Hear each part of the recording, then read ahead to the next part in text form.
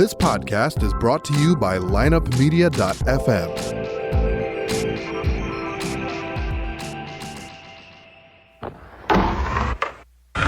Because if you can tell me what your habits are, I can tell you what sort of a person you are. I can tell you what your future looks like. But like I always say, life is 10% what happens to you, it's 90% what you do about it. The people who are most effective in the workplace believe that their future is going to be bigger than their past. When people don't believe that their future is going to be bigger than their past, they begin to disengage. You're listening to The Circuit of Success, a podcast dedicated to helping you achieve success in every facet of life. Only on the lineupmedia.fm podcast network. Now, your host, Brett Gilliland.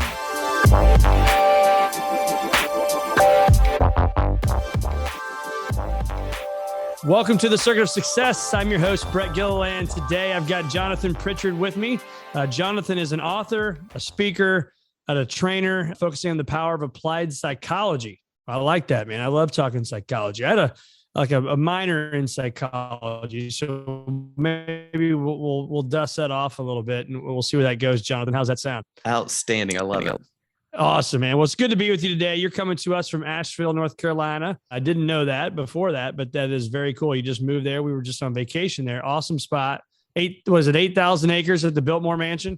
Yeah, it's a lot. It is incredible. Just a huge property.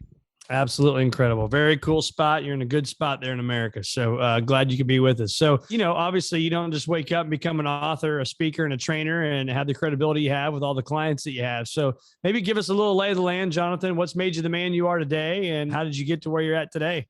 Well, to back up far enough for it to make sense, I got to be about 5 or 6 years old. My dad buys me a magic kit for Christmas. He thought it was just some cheapo thing that would wind up in the trash. And then a year later, I'm still playing around with it and never gave it up. So I got started in the world of magic tricks and then got interested in the mind reading tricks because that always seemed more interesting to people than a rope trick or coin tricks. You're like, wait a minute, how did you know that? So that became fascinating. And then that's what took me around the world. And then I started getting more interested in why are mind reading tricks possible in the first place? Like, what is it about human beings that make it possible for me to make you think that I could read minds? Like the kind of meta level of what makes it all happen. Turns out when you dive into that, you're now unlocking how we interact with reality, how we create narratives to explain experience, where meaning comes from. And now you've kind of seen into the matrix of how good marketing works, how good sales works, how good delivery works. So I had, like I said, traveled the world as an entertainer, as a mentalist, and all the applied psychology I use on stage to make my theater show work that I had done as a featured performer at gala events, fundraisers, product launches, realized like, wait a minute, all this stuff I've used in my own business and all these business gurus claiming to understand the psychology of X. Like, wait a minute, I challenge all of them to a thought leader experience. Like, let's all just stand in front of an audience of 1,000 people and see who can lead that audience more effectively. It's like, I'm going to win that one every single time. So that's how I kind of transitioned into the world of business and business consulting, speaking, training, the whole 9 yards. So how did you build up those? So I'm always fascinated by this, is that people build these companies. And as you said, you traveled all over the world and you had some big clients from, Fortune 500 companies and all the things that you were doing, which is really cool. But like, how did you take that first step to then say, yeah, I'm going to go across seas and I'm going to get featured in this and I'm going to get hired by that? Like, how did you make yourself known, if that makes any sense? It does make sense. And it was a long route. I wish there were a flip the switch and it happens solution. That would have been great. Right. The good thing is that those wins were small enough for me to get used to them as they go. The thing I don't want to do is get too famous or too successful too quickly, not know how to manage that, and then crash and burn. So it's kind of like learn how to ride a bicycle first. Don't try to do downhill trail riding the next day. Yeah. So for me, it started as a mentor-mentee relationship. I made myself useful to a full-time performer. And I said, listen, I want to be your tour manager. I'm going to ask you everything I can think of about your business, how you market, how you think about this. You don't have to pay me a lot, but I just want to be a fly on the wall for everything that you do. And you teach me. And he goes, yeah, sure. Let's go. So for about a year and a half, I got front row seats to everything he did. And then I went, oh, okay, cool. I get it. And then went out on my own with his recipe and got his results, became a full-time touring entertainer. And the focus was in the college market. So colleges have an entertainment budget where every student pays into the pool, and then a student body committee books entertainers. So every Thursday night is our on-campus entertainment. This week, we've got a singer-songwriter. Next week, we've got a comedian. The week after that, we have a hypnotist. After that, we've got a magician. After that, we got a mind reader. Well, I'm the mind reader in that slot. So that's where a lot of my touring started, and then got an agent who had a lot of relationships with a lot of different colleges. Through that relationship, got connected to the USO MWR tour, did a tour in South Korea for the troops, and just slowly built my resume, and the website just keeps getting better and better. And every show, about 5 minutes after the show, that logo goes up on trusted clients, right? Like, yeah, you got to keep that fresh, right? So it just, every performance is a sales pitch for the next one, because every audience, you got 500 people. Who knows how many of those folks eventually will know somebody who's planning an event or be somebody who's going to plan an event. And what I do is really tough to forget. Like, you haven't seen that many mind readers. So 5 years from now, you're going, oh yeah, we're planning that fundraiser. You know, there was this guy, his name Johnny something, I don't know. And then they just look it up, and there I am. It's amazing. So, I mean, I think about the perseverance. I think about the grit. I think about probably a ton of rejection. I would assume, maybe not, but I would assume. Oh yeah. I just don't pay attention to it. I don't even know how many times I've been rejected, because most rejection is just lack of something. Yeah. So you just swim towards what wants you, and you just keep winning. Yeah. And I couldn't agree more. So when we talk about the attitude, the circuits of success, we start with attitude.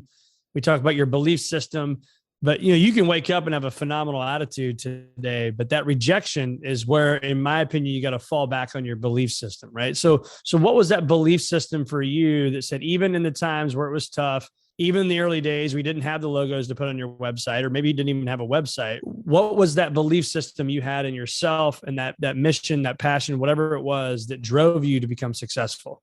I think one of the coolest things is that I didn't really need that belief, because I had seen what works. And it's kind of like belief in gravity. You let go of something, it's going to fall to the table. Cool. I don't need to believe in it. So when you've had a mentor that shows you step 1, step 2, part A, B, C, step 3, it's just so clear. If it's not working, oh yeah, I wasn't following the recipe. That's on me. And get back on track and just do it. And in a way, none of this has ever required motivation, because it is absolutely fascinating to me. Yeah. Like if I wasn't getting paid at all, I would still be thinking about exactly the same things. I would still be doing exactly the same thing all day, every day. But my wife will tell you, I'm shuffling cards all day long, because it's just what I've been doing my whole life already. It's just an honor to get paid and talk about it. Right. So yeah, that's really cool. Very cool to follow your passion. So what did you learn that applied to the business world? Right. So a lot of business people are listening to this. They're driving down the road. They've got this, they're going to this big meeting, the sales meeting, or whatever it may be. What psychology are you thinking right now, the mindset to get ready for the big meeting? I'm speaking in literal terms, and it is trust and integrity. Integrity is oftentimes a very fuzzy, cloudy, nebulous idea for most people. It's actually really simple and straightforward. Are your thoughts, your words, and your actions in alignment? Are they integrated to the same end goal or purpose? You can say, I love you, but if you actually think I hate you, then your words and beliefs are going to be out of alignment, and people are really good at detecting that lack of integrity. So you actually have to love your audience, tell them that you love them, then behave like you love them. When those three pieces are in perfect alignment and integrated, that's when your audience can trust you. If they trust you, then they're more likely to give you truthful answers of why the budget is an issue, or why we can't do this quarter, but next quarter we'll be able to make this work. Without trust, you don't get any kind of accurate input from your client, from your customer, from your employees, from your investors. If there's no trust, then you have zero accurate information to work with. So as a performer, I'm not just a public speaker, I'm engaging. There's a two-way conversation, because I'm bringing strangers from the audience up on stage in front of these bright lights. That's the number one phobia, not just uncomfortable thing, but phobia is public speaking. And people trust me enough to get in that experience and then actually have fun because of it. Right? Like they actually enjoyed it. It wasn't that it wasn't awful. They actually had fun, because I know how to act in a way that helps people trust me, and then never violate that trust. Never say anything, don't even think something that could be taken as violating that trust. And that's why I treat all my participants with that love and respect. And then suddenly you've got the trust of the whole audience. And then there's nowhere you can't go. You could go some really wacky places then. Yeah. Are you going to do any mind reading or any card tricks or anything today? Oh, maybe. what am I thinking right now? Yeah, there's a chance you're taking this a little too seriously. Yeah, exactly. So let's talk about, you talk about self-improvement and things like that on your site, but so how do you define self-improvement? Because there's tons of self-improvement gurus out there, tons of books, podcasts, white papers, whatever you want to call it. They're everywhere. So how do you define it, and how are you helping people with that? More interesting problems. That's it. Like, I want more interesting problems this year than I had last year. If I'm still dealing with the same problem, then I probably haven't improved, grown, or made any kind of progress. So yes. To me, I'm on the right track if I'm dealing with some new, interesting issues that I haven't ever dealt with before. Yeah. So those issues though, so for helping others, listen to this right now, and they want to get better, and they want to have those issues resolved. I mean, what does your process look like for that? Like, what do you do to improve? And if this one thing is a goal now, how is it scratched off the list? And like, what does that process look like for you? Most of the time, it is helping them understand what their issues are that they don't even see themselves. Okay. Because a magician, a mentalist, is an expert at helping you tell yourself the wrong story. I don't lie to you. I let you lie to you, and you're going to believe yourself more than me. So tell me more about that. I just behave in a way that leads you to logical conclusions that I later show are not true. And that's where the surprise is. If I just explicitly told you there's no tiger in this box, look, there's a tiger in this box, that's not impressive. If I show you the box inside and out, and you come to the conclusion that there's no tiger in the box, now when there is, wow, that's impressive. How did he do that?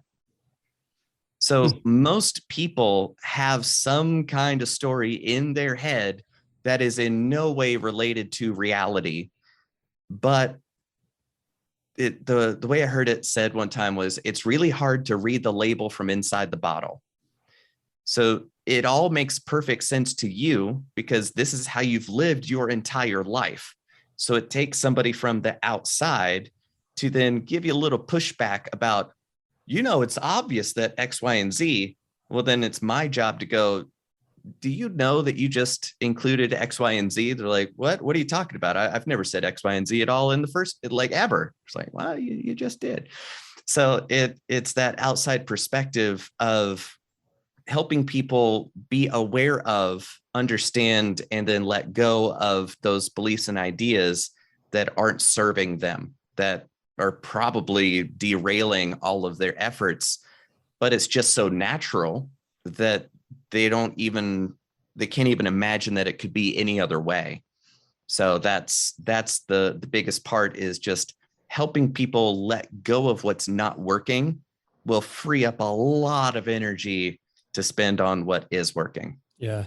And I think too, the psychology behind that, in my experience, is in professional world over 20 years now, and is the level of comfort that comes along with stuff too, right? That maybe you don't want to go above and beyond, or maybe you feel like you don't, quote unquote, need to go above and beyond, but there becomes a time where you can get in this rut, and then it's harder to get out, whatever that rut is, right? Maybe it's a rut at work. It's a rut in your relationship. It's a rut with, I haven't worked out in a long time, and now I got to get back to the gym. I mean, like what advice do you have for people on getting out of that rut and making the next steps, even when you maybe not have a very, very clear plan for how to do that?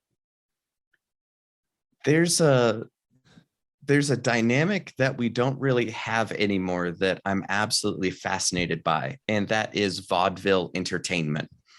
It used to be entertainment. Okay. Yep, it was. I'm familiar with it. Big in the late 1800s, early 1900s. And if you were a vaudeville entertainer, it is quite likely that you had a 12-minute act that you don't change for the next 20 years. You say exactly the same words in exactly the same order to different audiences all over the country. The bookers would specify as seen when they would hire you. And that means what I saw the first time, you're going to do that when you come to my theater and perform. So that 12 minutes becomes your entire career. Oh no, I'm in a rut. I'm doing the same thing over again. I don't care. Get out on stage and do your act. That's what you're doing to get paid. So that's fascinating to me, that the entertainers would be so self-indulgent that I want to switch up this thing that I know works just to entertain myself. Well, sure, but it would be at the expense of the excellence that you've been known for. So you want to undermine everything that you've built just because you're bored. Not worth it to me. So I'm fascinated by drilling into the rut and then finding new ways to be curious about what you could change within the framework of having to do the same thing over and over again. So it's kind of like excellence comes from mastering the basics, and you could always practice the basics more. So when you're bored and you're in that rut of, it's the same old thing, you're not even halfway to excellence yet. Like, just keep going. And this is the price you pay for being the best. And so how do you stay a student in the game right now? So, I mean, obviously you and maybe you're doing that same thing over and over and over, but I don't think you are. But how are you serving people, and how are you staying a student of your game so you can help others? For me, I weirdly, I love studying storytelling and communication and the ways that it facilitates connection, because relationships are your most powerful force in your life, like ever. Your relationship to yourself, to your resources, to your opportunities, to your people, to your problems, to your boss, to your employees, everything is just relationships. Yep. And the quality of your relationship is limited by your ability to communicate. And most of your communication is limited by your ability to hear and understand what that other person's trying to say. So the better your listening skills and understanding of what somebody's saying and not saying and what both of those mean, you become better at connecting with them and more opportunities crop up. So I love studying communication and connection. So what do you do outside of work and all the things we're talking about now? What do you do to either clear your mind, get your mind right, get your energy right? What are the passions and purpose you have daily? Kung Fu. Kung Fu. Yep. Awesome. Very serious. As every morning, start with martial arts and Kung Fu, because that is the science of aligning yourself with gravity, momentum, the forces of the universe. Sounds very grandiose and woo-woo, but it's literal. Like you're literally learning how to move your body through space and not have gravity ruin your day, right? So the better you learn to navigate the laws of reality, the more effective you can be. And then those lessons apply to your ideas, your emotions, and at the most abstract level, your energy. But I'm not going to listen to anybody tell me about energy work if they don't know how to navigate their body in space. And so for those of us that don't know Kung Fu, where will we start with that? And if it's not Kung Fu, what else can we do to know the stuff that you said you're not going to listen to anybody if they don't know it? Working out. Some kind of physical practice, and it in my book has to be a rigid practice, not a anything goes, free form, whatever you feel. No, doing whatever you feel. You've been doing that your whole life. Right. Build some boundaries, build some constraints, and only then will you discover your creativity and innovation within that framework of what you can't do. Otherwise, how are you going to know whether you're in alignment or not? Can we go through a process? Like let's say we're on stage, we're at a big show for you right now. I'm your guy you brought up on stage. So walk us through that. Can you do that on a Zoom type deal, or is it got to be in person? What do you mean? Well, I mean, you bring somebody up, the mentalist, right? You're reading minds. I mean, some of those things, I don't understand it all that well. So can we walk through an exercise with that? Or is that something we need to be more engaged in an actual meeting for? Oh, you mean like for like a demonstration of an actual routine? Yeah.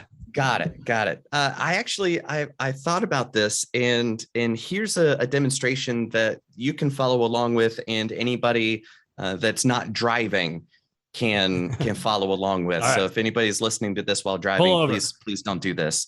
But for me, one of the cool things is everybody's got a cell phone on them nowadays. So do you have one like close to you, or did you put it away somewhere for recording? Grab it real quick. It's just right over here. Grab it real quick.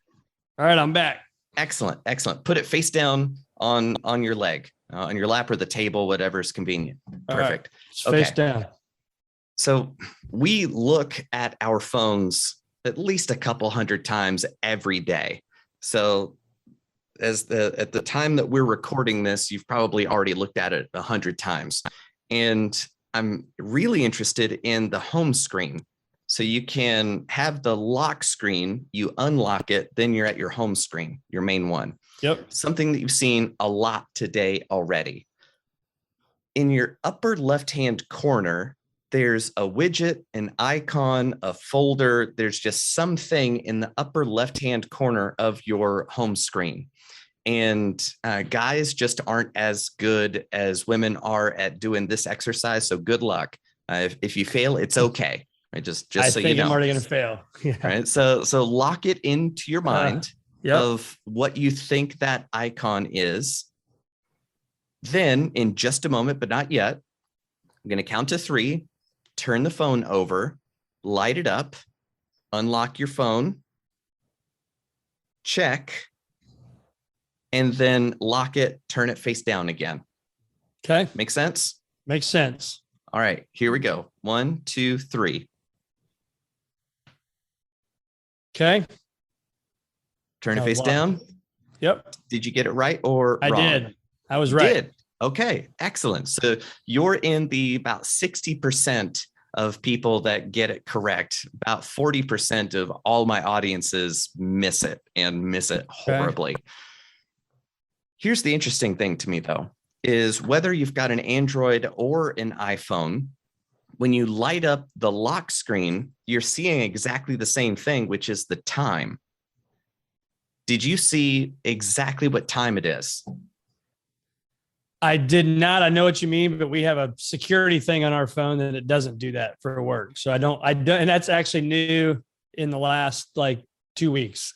Nice. Right. So I'm trying to, no, it doesn't. It doesn't have the time on it anymore. All right. But yeah, I know it used to have update it. Yeah. Right. So the main point is that what you value dictates what you're aware of. So when the sights are set on step 3 of, the lock screen, then the home screen, then the corner, you now filter out everything that isn't what you're valuing right now. Right? Yep. So that time, that detail could have been the most useful thing ever to you, but it wasn't in alignment with your values. So you ignore it. You're never even aware of it in the first place. So how are you going to remember or make use of something that your mind won't allow you to be aware of? Like, you can't.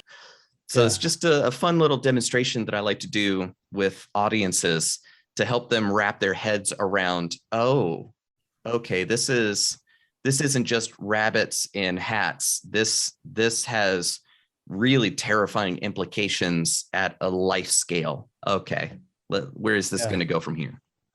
Well, to your point, you said something that if it wasn't in the values, you just eliminate it, right? And I think for me, that's the clear thing that we have to know as a human being, as a father, as a spouse, as a friend, as a leader, as a son, whatever it may be. You got to know your values and be able to articulate those values, or there's a lot of things that are going to muddy the waters for you. Would you agree with that?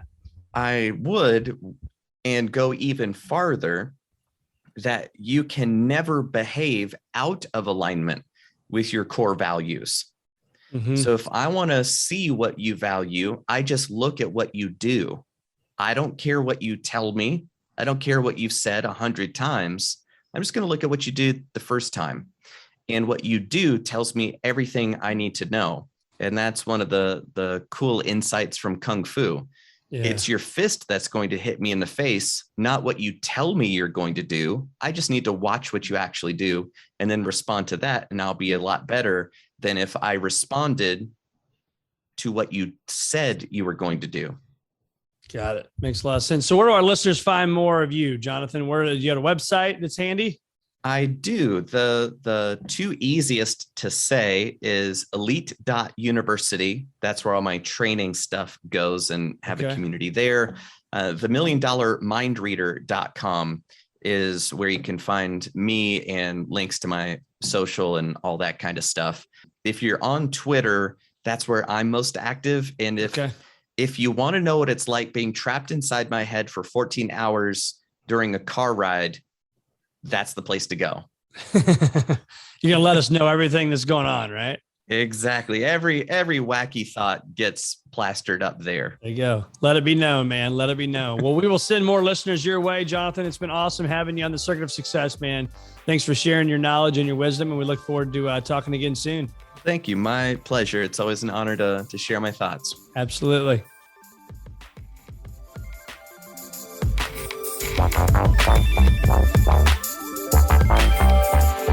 Tune in next week for another episode of The Circuit of Success with Brett Gilliland on the lineupmedia.fm podcast network.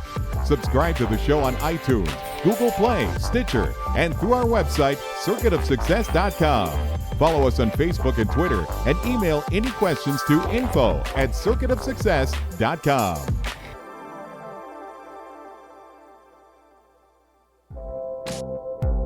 This podcast was a presentation of lineupmedia.fm.